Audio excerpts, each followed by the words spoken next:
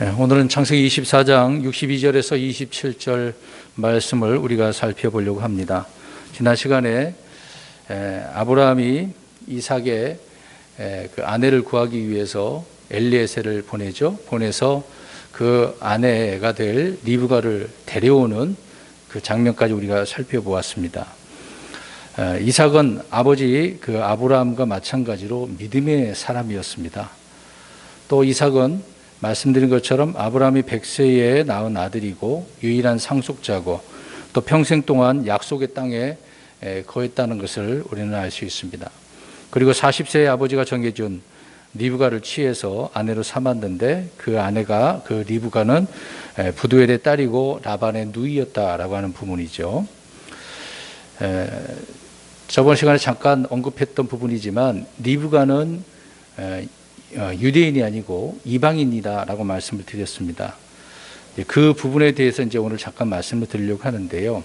몇 번 말씀드렸습니다만은 성경에 어떤 사건이 있고 또 하나님께서 누구와 말씀하실 때 그 말씀들이 실제 이루어지는 예언의 말씀이기도 하고 더 나아가서 한참 뒤에 그 예언의 말씀이 이루어지는 것을 보게 되어집니다. 이런 것을 이중 예언이라고 하는데요. 우리는 한마디 했으면 그것이 그걸로 끝으로 생각을 하지만 성경은 그렇지 않다라고 하는 부분입니다. 성경은 예언의 말씀들로 가득 차 있기 때문에 그렇다는 거죠. 그래서 우리가 이삭, 리브가 또 앞에서 아브라함, 그 아내 사라, 하갈 여러 가지 그 내용의 말씀들을 신약에 와서 어떻게 해석을 해주는 것을 통해서 무엇을 예표한다라는 것을 알 수 있는 것이죠. 그래서 말씀으로 비교를 해서 하나님께서 이런 예표로 말씀하셨구나라고 우리는 이해를 할 수 있습니다. 오늘도 이제 그런 부분에 있어서 이방인에 대한 이야기를 좀 그렇게 이야기를 하려고 합니다. 말씀드린 것처럼 리브가는 이방인이라는 거죠. 그 외에 그러면 이제 남편 된 이삭은 누구를 예표한다라고 할 때 이삭은 예수 그리스도의 모형이다라고 말씀을 드렸습니다. 그래서 이 예수 그리스도께서 교회라고 하는 이방인을 아내로 이제 삼게 되어지죠. 그럼 이제 사람들은 질문을 던질 겁니다. 그러면 이방인 가운데서도 예수님 믿으면 교회가 되고 유대인 가운데서도 예수님 믿으면 교회가 된다고 하는데 이건 어떻게 이해해야 되겠습니까? 라고 질문을 던질 수도 있을 거예요. 근데 우리가 이제 구약 성경에도 보지만 이스라엘을 하나님은 아내라고 표현합니다. 정혼자라고 표현하기도 하고요. 또 그리스도인들, 크리스찬이라고 하는데 이 그리스도인들도 역시 하나님께서 정혼자 또 아내라고 그렇게 신부라고 또 표현하기도 합니다. 그러나 영적으로는 주와 결합한 자가 한 영이라고 했기 때문에 영적으로는 결혼한 상태가 되는 것이지만 실제적으로는 우리가 나중에 주님 앞에 가야 되는 거고 저 공중에서 하늘에서 하나님 앞에서 우리가 이제 결혼식을 올리게 되어집니다. 그건 차후의 문제죠. 그런데 우리의 육신의 몸에 대한 부분을 우리가 생각해 볼 수가 있겠습니다. 부활한 이유가 되겠죠. 그러니까 이스라엘과 교회에 대한 이런 아내, 또 결혼한 그 상태 정원, 그리고 신부 이런 표현이 좀 다르게 표현하긴 하지만 아무튼 예수 그리스도는 교회라는 이방인을 아내를 취했다라고 하는 것을 우리는 말씀을 통해서 이해를 할 수가 있습니다. 그래서 이런 내용들이 성경에 구약 성경 이렇게 신약의 모형과 예표를 말씀하고 있다라고 하는 부분이라는 거죠. 그래서 이삭은 예수 그리스도를 예표하는 거고 리브가는 이방인으로서 이방인을 교회에 대한 이야기를 하고 있다라고 하는 부분입니다. 말씀드린 것처럼 창세기 25장 20절을 보시면 리브가는 시리아 사람이라고 분명히 말씀을 하고 있습니다. 시리아는 아브라함의 그 후손이 아니라는 거죠. 나중에 그 형제 가운데서 태어난 자이기 때문에 시리아 사람이라고 불리고 있다는 것을 우리는 유념해야 될 것입니다. 나홀은 아브라함의 형제였지만 그들은 하란에 머물면서 우르 사람이라고 칭하지 않고 시리아 사람이라고 칭합니다. 원래는 아브라함도 우르에 살았잖아요. 갈대아 우르에서. 그러나 아브라함이 우르 사람이라고 하진 않지 않습니까? 나홀도 역시 갈대아 우르 사람이 아니라 시리아 사람으로 그렇게 표현되고 있습니다. 그 다음에 우리가 알다시피 나중에 이제 살펴볼 내용이지만 야곱 역시 시리아 사람인 라벤의 딸들과 이제 결혼하게 되어지는 거죠. 이런 맥락에 있어서 우리가 좀 성경이 말하고자 하는 내용을 이해를 할 필요가 있습니다. 우리 요셉을 생각해 보면 요셉은 누구와 결혼했습니까? 형제들에 의해서 노예로 팔려갔는데 나중에 뭐 흔히 말하는 국무총리가 되어질 때 이집트 왕 파라오가 누구를 아내로 줍니까? 보디베라의 딸, 제사장 보디베라의 딸을 그 아스낫을 주게 되어지죠. 그래서 에브라임과 므낫세를 낳게 되어집니다. 요셉은 이집트 여인과 결혼을 했어요. 역시 요셉도 예수 그리스도를 예표하고 있습니다. 모세는 또 어떻습니까? 모세도 마찬가지죠. 예수 그리스도를 예표하고 있고 대언자를 말씀하고 있기 때문에. 근데 모세는 우리가 흔히 알다시피 이드로, 장인 이드로잖아요. 그의 딸 누굽니까? 십보라, 미디안 여인이잖아요. 아라비아 사람. 그러니까 요르단 동쪽 오른편에 살고 있는 그 지역이라고 보면 되겠습니다. 근데 이드로는 겐 족속이에요. 겐 족속이라고 하는 족속이 있습니다. 근데 이 겐 족속은 이스라엘과 같이 살기도 했었습니다. 또 이 겐 족속이 이드로의 그 족속이기 때문에 사울 왕 때에 사울 왕이 이제 블레셋 사람들을 칠 때에 그들과 같이 섞여 있었기 때문에 그들을 떠나라고 하죠. 그들을 살려주기 위해서. 그러니까 이스라엘과 친분이 되는 겐 족속은 이스라엘 사람들이 건들지는 않았습니다. 나중에 이제 그런 얘기가 있었는데, 아무튼 모세는 미디안 여인 십보라와 결혼했다가 민수기 12장 1절에 보면 에티오피아 여인과 결혼을 합니다. 재혼을 하는 거죠. 이제 사실 저도 이 부분에 대해서는 약간 좀 혼란스러웠던 부분인데, 저는 십보라가 에티오피아 여인으로서 좀 흑인으로 그렇게 생각을 했습니다만은 자세히 보니까 그런 면은 아니었던 것 같아요. 보니까 에티오피아 여인을 이제 재혼을 함으로 인해서 이것 때문에 그 형 아론과 누이 미르암을 통해서 어떤 일이 벌어졌습니까? 이 결혼한 문제 때문에 비난을 받았다라고 성경은 말씀을 하고 있습니다. 그러니까 십보라에 대해서는 이미 알고 있는 사실인데 갑자기 이런 내용이 나왔을 때 재혼했다라고 하는 것으로 우리는 이해할 수가 있는 것이죠. 근데 이제 이런 부분을 통해서 보면 모세가 이방인을 그 당시 취했다, 율법을 받는데 율법을 이스라엘에게 선포하고 있는데 이방 여인을 취했다? 그러면 안 된다고 말씀을 하고 있잖아요. 근데 이거 왜 그런 말씀이 있을까라고 볼 때도 이게 예수 그리스도를 예표하는 자가 또 이방 여인을 취했다라고 하는 것은 이방인을 구원한다라고 하는 그런 의미가 있거든요.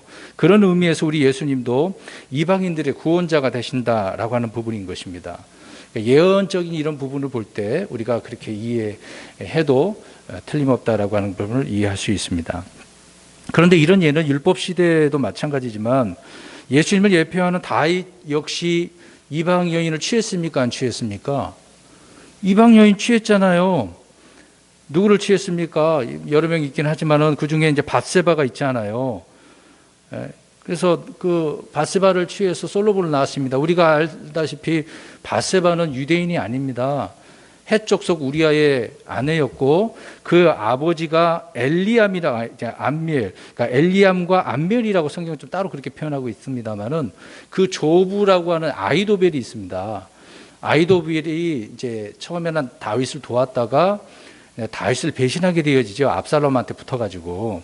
그래서 그 반역죄로 이제 죽임을 당했던, 스스로 자살해서 이제 죽은 부분이 있지만 그 아히도벨의 아들이 암멜이라고 이야기합니다. 근데 다른 부분에서 보면 암멜의 딸이라고, 밧세바가 암멜의 딸이라고 말씀을 하고 있습니다. 근데 이 아히도벨은 어떤 사람이냐면 길로라고 하는 이제 유다 지파에 속한 땅에 있는데 길로라고 하는 그 지역, 그 도시의 원주민, 원래 살고 있던 사람입니다.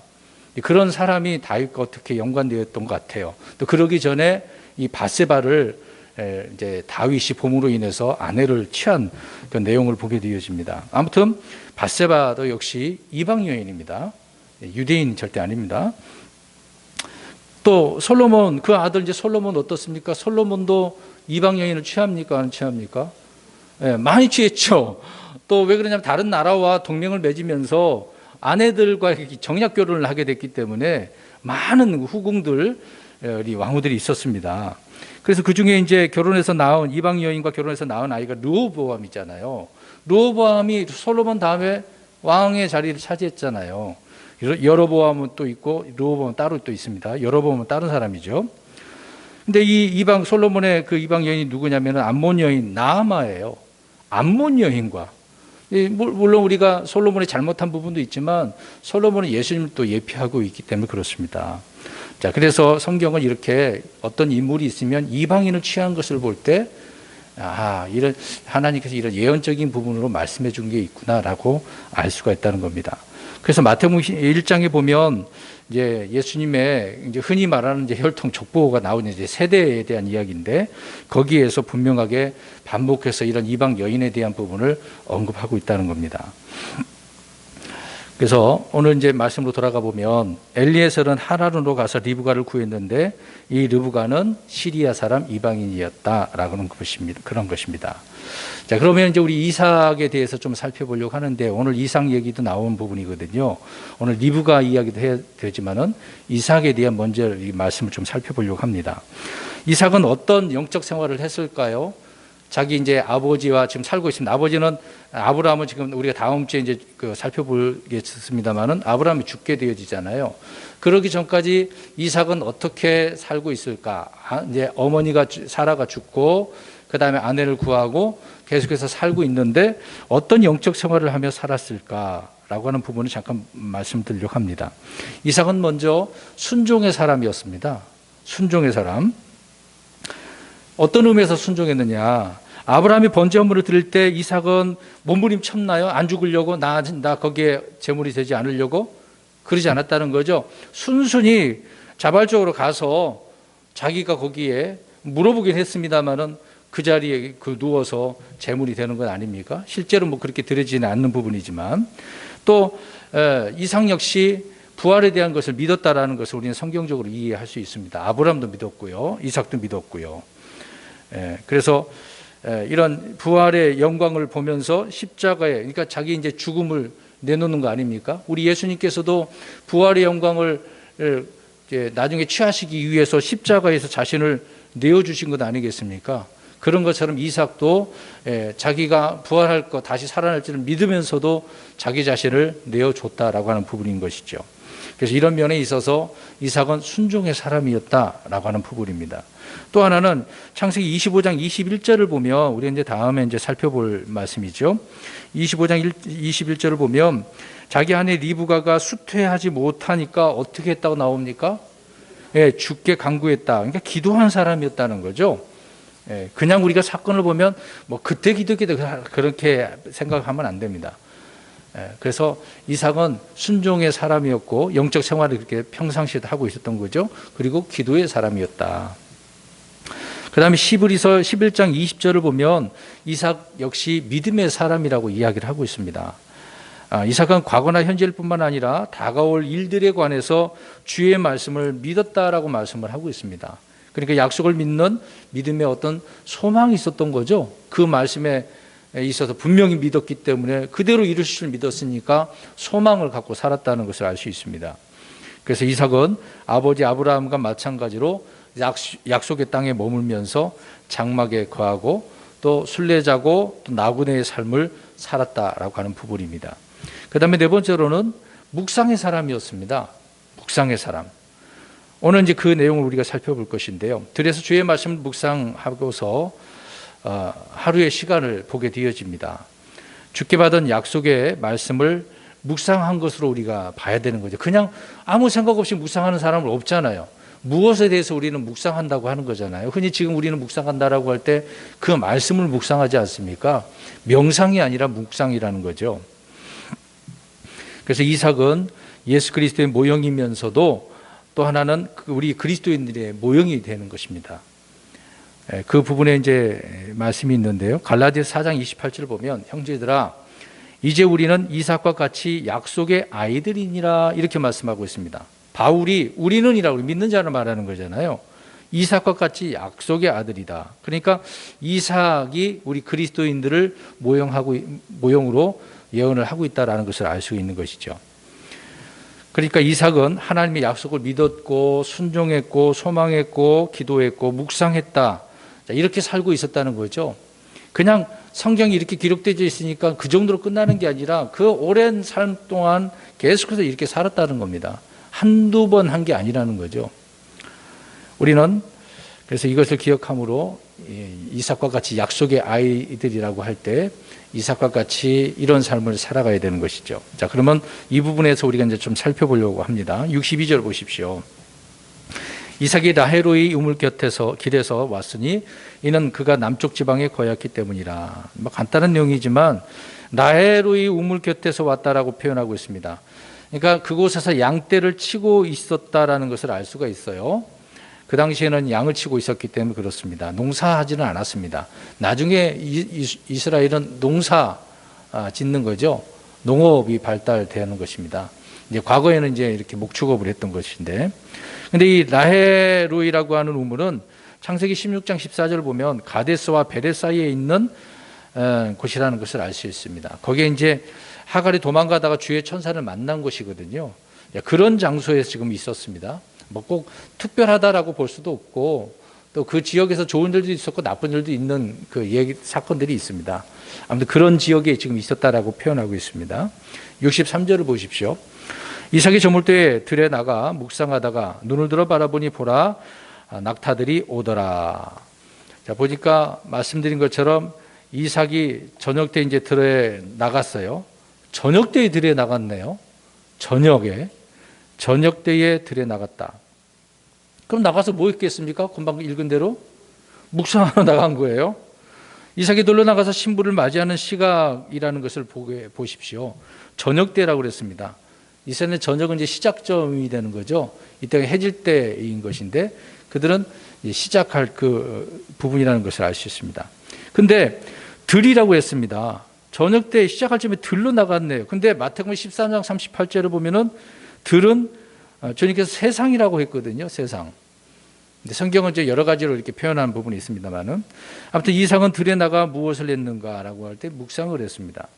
이곳에서 이제 묵상했다는 단어가 이제 처음 나오게 되는데 말씀드린 것처럼 묵상은 명상이 아닙니다. 요새 명상을 많이 하잖아요. 교회 안에서도 이제 세상에 그 주로 중동 지역이나 특히 인도에서 이 명상을 많이 하거든요. 요가 같은 경우가 이제 명상을 하는 부분이 있는데 그것을 교회에다가 접목을 하는 것이 있습니다.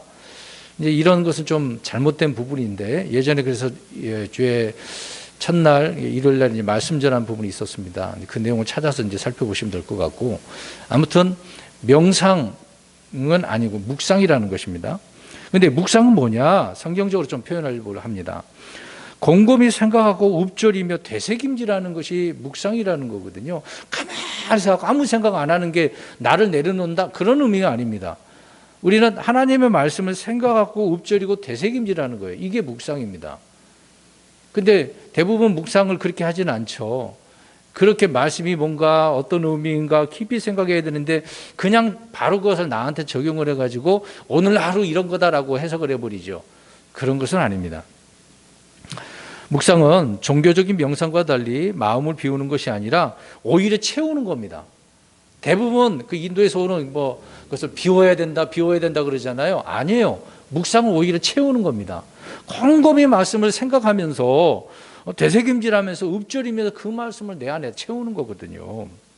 어떻게 해요? 성령으로 주님의 은혜로 말씀으로 자신의 마음을 가득 채우는 것이 묵상인 겁니다. 그러니까 이 묵상도 올바르게 해야 그것이 이제 주님과의 관계 속에서 올바른 묵상이 되는 거죠. 은혜가 넘치지 않겠습니까? 그럴 때는요. 근데 이런 부분이 안 되면 아무 의미가 없습니다. 여호수아서 1장 8절을 보면 하나님께서 여호수아에게 말씀하시죠. 너는 이 율법책을 내 입에서 떠나게 말게 하며 밤낮으로 그것을 묵상하여라고 말합니다. 그러니까 밤낮으로 말씀을 어떻게 하는 거예요? 묵상한다. 생각하는 거잖아요. 앞에서 말씀드린 것처럼. 깊이 생각하고 읊조리고 되새김질하는 게 묵상이라는 겁니다. 그냥 이런 문맥을 보면 묵상은 이런 것이구나라고 이해를 해야 되잖아요. 근데 사람들은 이런 내용을 무시해버리고 아무 생각 없이 비운 거다라고 생각을 해요. 전혀 아닙니다. 비우는 게 아니라 뭐 하는 거다? 채우는 거다. 어떻게 뭘로 채우는 거다? 말씀으로. 그래서 하나님은 여호수아에게 이렇게 묵상하도록 말씀하셨습니다. 그래서 이런 묵상은 형통과 성공의 길인 것을 우리는 알 수 있어요. 다윗도 보겠습니다. 시편 1편 2절을 보면 묵상하는 자가 복 있는 자라고 이야기하고 있습니다. 복 있는 자는 말씀을 묵상하는 거예요. 그냥 부자 된 사람이 복이 있는 게 아니라 말씀을 깊이 생각하고 있는 사람이 복이 있는 사람이에요.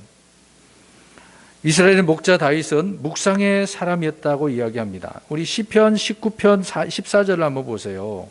다윗은 주께 자신의 묵상이 주님 앞에서 받으실 만한 것이 되기를 원했어요. 그대로입니다. 우리 가서 보겠습니다. 시편 19편 14절. 자기가 묵상하면서 주님 받아주십시오. 그런 내용이잖아요. 19편 14절 읽습니다. 19편 14절 시작.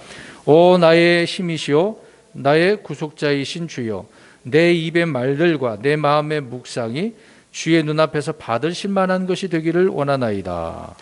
다윗이 얼마나 묵상을 잘한 사람입니까? 이것이 하나님 앞에 받아들여지기를 원하고 있는 거죠. 또 시편 49편 3절을 보면 마음의 묵상이 깨달음이다, 명철이다라고 이야기를 하고 있습니다. 그래서 성경에 다양하게 이제 묵상에 대해서 말씀을 하고 있는데 무엇을 묵상하라고 하는지 잠깐 말씀드릴게요. 시편 63편 6절과 104편 34절에 보면 주를 묵상하라고 이야기합니다. 우리는 다른 데에서는 주를 깊이 생각하라는 말씀이 있거든요. 그러니까 우리가 묵상한다라고 할 때 우리 하나님을, 예수님을 묵상하는 거예요. 우리 성령님을 묵상하는 거거든요. 성경에는 주를 묵상하라고 이야기를 하고 있습니다. 굳이 읽지는 않겠습니다. 또 시편 77편 12절과 119편 15절을 보니까 주의 모든 일을 묵상하라. 하나님께서 성경에 기록한 어떤 일이 있잖아요. 이루시는 것들. 그걸 묵상하라는 거예요. 그럼 흔히 이제 우리 얘기해서 이집트에서 나왔을 때 홍해바다?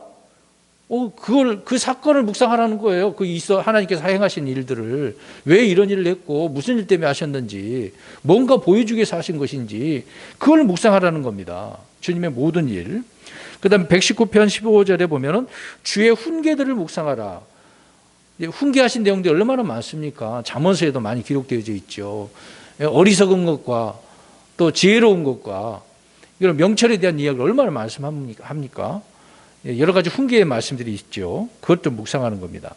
또 119편 78절을 보면 말씀을 이제 그 말씀에 대해 훈계, 또 경고, 교훈, 배우는 것, 이런 것들을 묵상하라고 이야기를 하고 있습니다. 그 다음 119편 23절, 48절, 97절에 보면은 주의 법규들을 묵상하라. 하나님의 법은 얼마나 선합니까? 우리가 율법을 지금 우리가 지키지는 않지만 그 율법의 말씀도 선한 거라고 분명히 말하고 있습니다. 그 율법의 말씀 우리가 신약의 백성들이 적법하게 쓰면 그것도 선한 거라고, 올바른 거라고 바울이 이야기를 했습니다. 그러니까 법규들을 묵상하는 거. 왜 이런 법을 줬는지를 묵상하는 거 아닙니까? 또 119편 148절을 보면 주의 말씀을 묵상하라. 다양하게 이렇게 성경은 말하고 있네요. 주를 묵상하고, 말씀 묵상하고, 훈계들을 묵상하고, 모든 일을 묵상하는 거, 법을 묵상하는 거. 이게 묵상입니다. 그런데 가만히 앉아가지고 아무 생각 없이 마음을 비우라? 이게 다 거짓말인 거죠. 그런 잘못된 걸 따라서 하면 안 되는 겁니다. 우리는 내 머리를 식힌다, 그런 의미로 생각하시면 안 돼요. 주님의 것을 내 안에 채우기 위해서 이런 묵상을 해야 된다. 날마다 하면은 은혜가 넘치겠죠. 하다 안 하다 그런 게 아니라 계속해서 하는 게 중요한 것입니다. 여러분, 성경을 읽는 것, 듣는 것을 음식을 먹는 거라고 이제 표현합니다. 먹는 거. 그러면 묵상이라고 하는 것은 뭐겠습니까? 자, 우리가 먹었어요. 자, 보세요. 음식을 먹었어요. 그 다음에 어떻게 합니까? 배에서 소화시키는 거예요. 묵상은 그래서 소화시키는 겁니다. 듣는다? 읽는다? 그거는 먹는 거란 말이죠. 먹을 것을 소화시키는 것이 묵상이다라고 하는 부분입니다. 묵상해야죠. 소화시켜야지.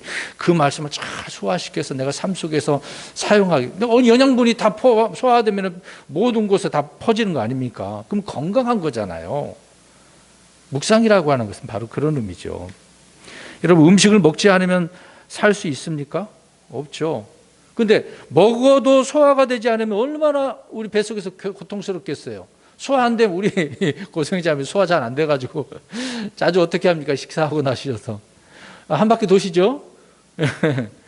육신의 몸도 그러는데 말씀도 그러거든요. 말씀을 잘 소화시키기 위해서 묵상하는 겁니다. 그래서 들은 바 말씀을 깨닫도록 우리는 묵상에 전념해야 된다고 디모데전서 4장 15절에 말씀을 하고 있는 것입니다. 그러니까 오늘 이제 본문으로 가서 이삭은 들에서 묵상하다가 눈을 들어서 누구를 보게 됩니까? 신부를 구하러 떠난 일행이 돌아오는 것을 보게 되어지죠. 자, 이제 묵상을 했고, 그 다음에 묵상하다가 눈을 들어서 봤습니다. 이제 그 얘기를 좀 하려고 합니다. 자, 우리 예수님도 눈을 들어서 딱 바라보는 그런 내용의 말씀들이 있는데, 요한복음 4장에 휘어져서 추수하게, 이제 수확하게 되는 곡식을 보게 되어지죠. 또 눈을 들어서 백성을 보실 때 목자 없는 양같이 있는 것을 보십니다. 자, 우리가 이것을 볼 때 무엇을 보느냐라고 하는 부분이거든요.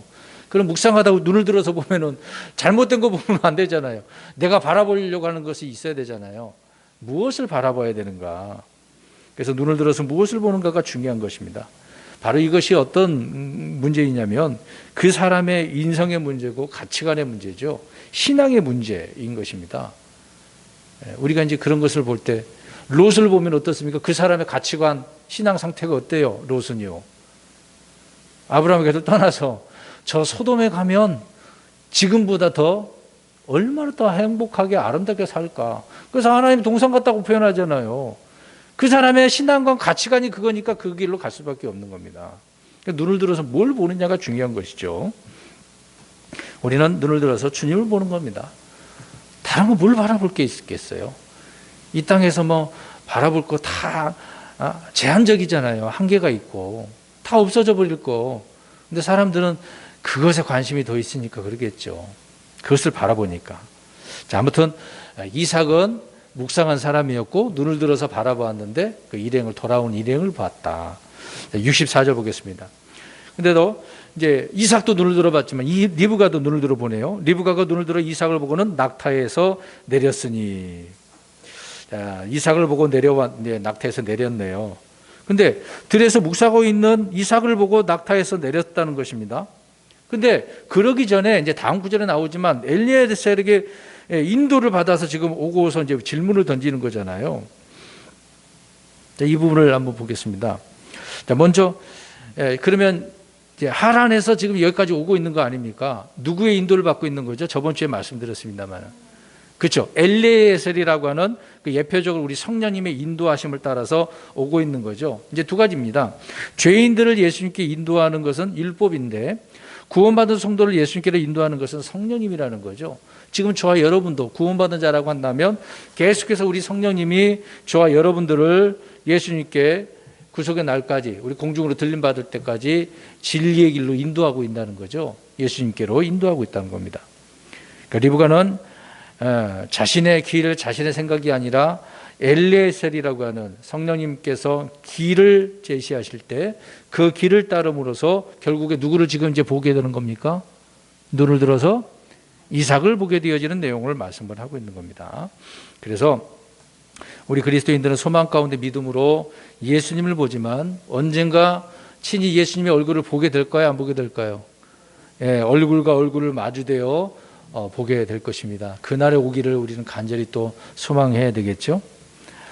리브가는 이삭을 보고는 낙타에 그냥 앉아있는 것이 아니라 내려왔습니다. 내려서 이렇게 오게 되어지죠. 만나게 되어집니다. 신부는 남편 앞에서 이제 지금으로 이제 사람들이 편하잖아요.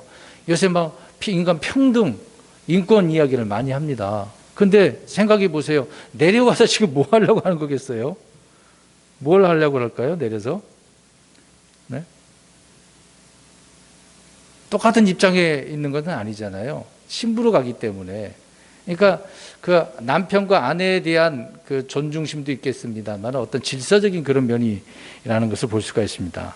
그러니까 신부는 남편을 섬기고 돕는 자라는 것을 알 수가 있는데 아내는 모든 일에 자기를 낮추어서 남편에게 복종해야 된다라고 성경은 말씀을 하고 있습니다. 그런데 생각해 보세요. 지금까지 단 한 번이라도 이삭을 본 적이 있습니까? 말로만 듣고 지금 엘리에셀의 그 이야기를 듣고 따라 나선 거잖아요. 아내가 되기 위해서. 이제 그러다가 이삭을 보고 낙타에서 내렸습니다. 그 내용이 25절에 나와 있네요. 우리 같이 읽어봅니다. 시작.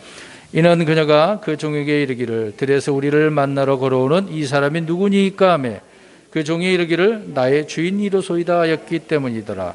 그러므로 그녀가 베일을 취하여 자기를 가리니라. 자, 낙타에서 내린 리브가는 엘리에셀에게 이제 들에서 자신들을 만나러 오는 사람이 누군지 물어봤던 거죠. 자, 이게 중요합니다. 이것도 별거 아닌 대화 내용이긴 하지만 우리가 이제 신약의 입장에서 말씀 좀 생각해 보려고 합니다. 교회를 예표하는 리브가가 이제 성령을 예표하는 엘리에셀에게 어떻게 하고 있는 거예요? 지금 이 내용을 보면 물어보고 있는 거예요. 물어봐서 왜 물어봅니까? 무슨 그걸 답을 얻어야 되잖아요. 저 사람 누구예요? 그게 누구예요? 라고 답을 얻어야 되는 거잖아요. 이걸 우리가 생각해 보면 예수님이 누구인지 우리는 누구한테 물어보고 배워야 됩니까? 성령님에게. 그 성령님이 내 말이 영이 이렇게 주님의 말씀, 성령님께서 이 말씀을 기록하게 하신 거거든요. 그러니까 성령님께 묻고 배워야 됩니다. 성령님, 내 안에 성령님이 알려주시라고, 우리 예수님이 누군지 알려달라고. 지금 이 내용과 일치하게 되지 않겠습니까? 그래서 성령님 우리를 진리로 인도하시고 가르치시는 분이기 때문에 그래야 된다는 겁니다. 그래서 베드로는 성령의 계시를 통해서 예수님은 주요 그리스도여 살아계신 하나님의 아들이시다라고 고백을 하게 되어지죠. 그냥 하게 되는 거 아닙니다. 성경의 신약에서 보면은 성령님께서 계시를 해주는 내용이 많습니다. 하나님께서 알게 해주시는데 성령님을 통해서 말을 하게 되어지죠. 계속해서 65절 보면 우리를 만나러 걸어오는 이 사람이 누구냐? 이것은 죄인들이 마땅히 물어봐야 될 것이고 우리 그리스도인들도 마땅히 물어봐야 되겠죠. 그래서 우리가 저번에 죄 만찬 때 혹시 말씀 기억납니까? 제목이 뭔지 아세요? 주여 누구시오니까 주님에 대해서 알아야 되잖아요. 누구신지. 그래서 사도행전 9장 5절에 바울이 그렇게 누구냐고 물어봤던 것입니다. 살기가 충만했던 바울이 물었던 질문이잖아요. 오늘날 사람들이 이런 부분에 있어서 좀 예수님에 대해서 듣긴 들었어.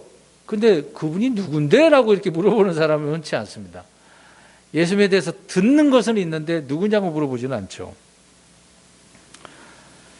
엘리에셀은 리브가의 질문에 뭐라고 표현합니까? 나의 주인이다. 이제 중요한 부분이 있습니다. 원래는 뭐라고 이야기해야 돼요? 지금 아브라함이 살아있으니까. 뭐라고 해야 됩니까? 왜? 나의 주인의 아들입니다라고 해야 되는데 지금 어떻게 표현하고 있어요? 주인입니다라고 표현하고 있는 거예요. 아주 중요한 부분입니다. 우리는 분명히 아브라함 살아있잖아요. 죽지 않았잖아요. 아직까지. 근데 왜 이렇게 말했는가 질문을 던져봐야죠. 자, 이 부분은 우리가 성령님은 예수 그리스도를 뭐라고 어떤 분이라고 증언하시겠습니까? 하나님이시고 주라고 이야기하잖아요. 근데 여호와 증인들은 예수님이 하나님이라고 믿습니까? 안 믿잖아요. 안 믿어요. 나의 주인입니다. 하나님입니다. 이렇게 말해주는 것이 우리 성령입니다. 엘리에셀이 지금 이 얘기를 해주고 있는 거죠. 그러니까 엘리에셀은 예수님을 주인입니다라고 하나님이다 그렇게 표현하고 있는 것입니다. 그런데 리브가는 그 말을 듣고 낙타에서 내려왔고 베일로 자기를 가립니다. 또 이제 베일 그 장면을 한번 보세요. 그 장면을 보세요. 베일로 가렸다라고 할 때 흔히 우리가 이제 결혼식에서 그 베일 누가 벗겨줍니까? 신랑이 벗겨주잖아요. 굳이 안 가려도 되는데 성경적인 의미를 지금 이야기를 하고 있는 겁니다. 그럼 이 베일을 우리가 좀 생각을 해봐야 돼요. 베일. 이 베일이 뭔가라는 걸 생각해야 됩니다. 자, 아무튼 그 베일은 남편이 장막으로 데려가서 벗겨주는 거죠. 오늘 이제 이 부분입니다. 모세는 자기 얼굴을 베일로 가릴 때가 있었죠. 너무 빛나가지고. 또 지성소와 성막 사이에 뭐가 있어요? 예수님께 죽으실 때 찢어진 것이 있지 않습니까? 휘장, 베일입니다. 예수님이 못 박히시던 그날 이것이 제거되어 가지고 우리가 은혜의 왕자로 나아가게 됐다고 히브리서에 말씀하고 있잖아요. 그래서 성경은 그 베일은 그리스도 안에서 없어졌다라고 고린도후서 3장 13절에서 16절에 언급을 하고 있습니다. 그러니까 이 베일은 누가 벗겨주는 거다? 신랑 되신 우리 예수님, 이삭이 우리 예수님을 예표한다는 것을 알 수 있죠. 그냥 단순한 내용인데 굳이 뭐 내려가지고 왜 베일로 가리냐고요. 그때의 이제 풍습이었겠지만 그런 풍습 하나까지라도 하나님은 이 베일이 뭔가라는 것을 말씀해주고 있는 겁니다. 그냥 신부가 쓰고 있는 걸로만 끝난 게 아니라 그 베일 휘장이다라고 예수님의 육체이기도 하잖아요. 그것을 예수님이 벗겨주시는 거다. 육체 보세요. 육체가 죽었다는 것은 이 육체를 없애버리는 거 아닙니까? 예수님의 그 육체가 그렇게 되어져야 죽어야만이 우리가 살게 되기 때문에, 그러니까 신부가 신랑 안에 들어오기 위해서는 베일을 벗겨야 된다라고 하는 부분이 되겠죠. 66절 보겠습니다. 그 종이 자기가 행한 모든 일을 이삭에게 고하매. 이것도 단순합니다. 엘리에셀이 이삭에게 다 고했습니다. 그러니까 성령의 예표로서 엘리에셀은 자신이 맡은 바 임무를 100% 완수를 하고 그 명령에 따라 다 이행했다라고 인도를 하면서 보고를 하게 되어지는 거죠. 이것이 이제 뭐 성령님 예표하는 부분이 되겠습니다만은 종으로서의 모습도 우리에게 말씀을 해주고 있습니다. 그러니까 엘리에셀은 종의 도가 무엇인지를 설명해 주고 있는 거죠. 우리도 이런 부분에 있어서 철저히 주님의 명령에 순종하고 해야 될 일을 마땅히 할 수 있는 그런 사람이 되어야 된다는 것입니다. 그래서 엘리에셀은 주인의 명령에 순종했다, 신실했다, 또 자신을 드러내는 것이 아니라 주인을 드러내고 있다 라고 하는 부분입니다. 지난 시간서부터 계속 이런 부분을 말씀드렸습니다. 그래서 뭐 다 보고한다는 것은 나중에 우리도 회개보고하게 되지 않겠습니까? 우리 입술이 주님 앞에 서면 가만히 있어도 술술술 다 말한다고 하잖아요. 불신자들도 그럴 거고, 주님 앞에 보고할 거는 다 해야 된다라고 하는 부분이 되겠습니다. 67절 보겠습니다. 이제 67절 마지막 절이네요. 이삭이 리브가를 자기 어머니 사라의 장막으로 데려가 그녀를 취하니 그녀가 그의 아내가 되었더라. 그가 그녀를 사랑하였으며 자기 어머니가 죽은 이후에 이삭이 위로를 얻었더라. 이삭은 리브가를 자기 어머니 사라의 장막으로 데려갔네요. 자, 이 부분을 보면 성경은 그러면 성경이 말하는 결혼은 어떤 것인가 라고 보겠습니다. 자, 취해서 아내가 되었다라고 표현하고 있네요. 남자의 몸과 여자의 몸이 결합하는 것이 이제 결혼이라고 하고 있는데, 그래서 둘이 결합하여 한 육체가 되는 거다라고 말하고 있습니다. 그러니까 남편과 아내에 대한 얘기를 성경은 말씀을 하고 있는데, 이 남편과 아내의 관계는 예수 그리스도와 교회의 관계라고 에베소서에 또 고린도전서 6장 17절에 말씀을 하고 있습니다. 그래서 이 그리스도와 교회는 한 몸을 이루는 거죠. 한 몸. 한 몸이기 때문에 함부로 우리는 할 수가 없습니다. 그런데 보십시오. 자, 이삭이 사랑을 언제 했을까요? 결혼하기 전에 했을까요? 결혼하고 나서 사랑을 했을까요? 잘 보셔야 됩니다. 아무튼 자기 어머니가 죽은 이후에 위로를 얻었다라고 표현을 하고 있는데, 이삭은 사랑해서 결혼한 것이 아니라 결혼해서 사랑한 거예요. 이게 성경이 말하는 결혼을 말하고 있습니다. 지금은 사람들이 어떻게 하는 거죠? 정말 우리 결혼 생활 잘하기 위해서 먼저 뭘 합니까? 먼저 연애 결혼한다는 식으로 연애를 하잖아요. 그래야만이 결혼 생활 정말 잘할 것이다라고 생각을 합니다. 근데 보세요. 그러면 결혼하기 전에 연애를 뭐 몇 년이고 막 이 사람 저 사람 만나기도 하잖아요. 결혼하기 전까지. 그러면 내 마음에 맞고 다 그런 사람하고 결혼했어요. 정말 잘 살까요? 정말 사랑할까요? 다 그러지는 않습니다. 흔하지는 않거든요. 10중 8구 그렇게 되지는 않거든요. 결혼하고 나서 볼 거 안 볼 거 다 보기 때문에 어떻게 할까요? 날마다. 얼마나 다투겠어요. 아무리 좋은 모습, 관계 속에서 어떤 정략적인 결혼의 의미로 할 수는 있을 겁니다. 그러나 그렇게 되지는 않을 거거든요. 그러니까 완벽한 그런 결혼 생활은 어려운 일입니다. 쉬운 게 아닙니다. 성경에도 보면 연예인들 정말 죽고 나 당신 없으면 안 돼 하고 결혼했는데 어떤 경우가 많습니까?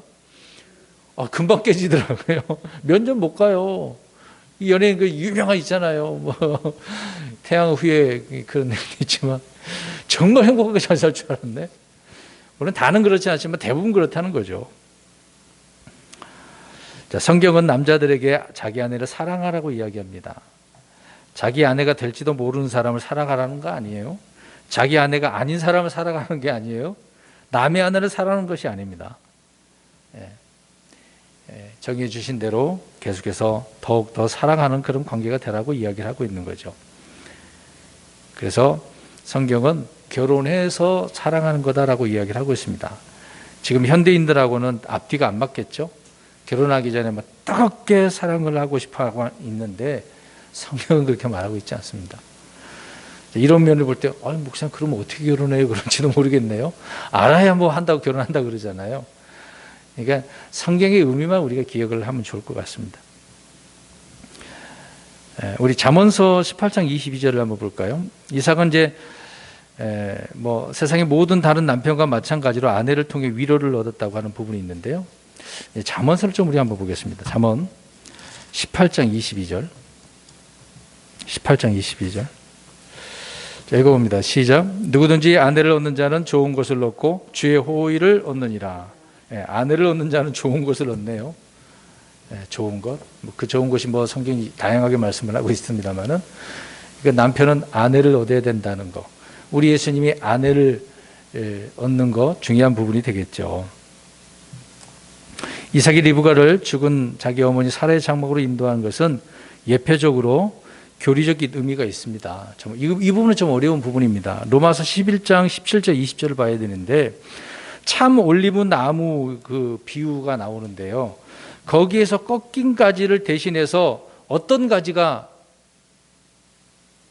있습니까? 꺾인 가지 말고 또 하나, 거기에 꺾인 가지, 거기에 접붙여진 가지. 그게 누구겠습니까? 누구라고 이야기해요? 이방인 이야기하고 있는 겁니다. 좀 간단하게 설명드리는 거예요. 로마서에 있는 말씀 좀 여러 말씀으로 설명을 해야 되는데, 예표적인 부분이기 때문에. 그러니까 리브가는 이방인 여자로서 접붙여진 가지의 그 의미를 말하고 있다, 그 얘기입니다. 그러니까 이것을 생각해 보면 장막으로 인도한 그 이유를 설명을 하고 있는 거죠. 그러니까 접붙이기 위해서라고 하는 부분입니다. 그래서 예수 그리스도는 자기 백성들, 형제들에게 이 부분에서 영적 교훈을 우리가 얻으면 형제들에게 배척을 받잖아요. 이 땅에 왕으로 오셨는데 이제 먼저 가족들에게 배척을 받죠, 형제들에게. 그 다음에 이스라엘 백성들이 예수님을 어떻게 합니까? 받아들입니까? 배척을 하는 거잖아요. 그 다음에 그래서 주님께서 뭘 세우리라고 말씀하죠, 베드로에게? 베드로를 통해서 반석 위에 내 교회를 세우리라. 미래형이잖아요. 예수님께 죽고 난 이후에 이제 그 신부에 대한 얘기가 바울을 통해서 설명을 해주고 있는 거죠.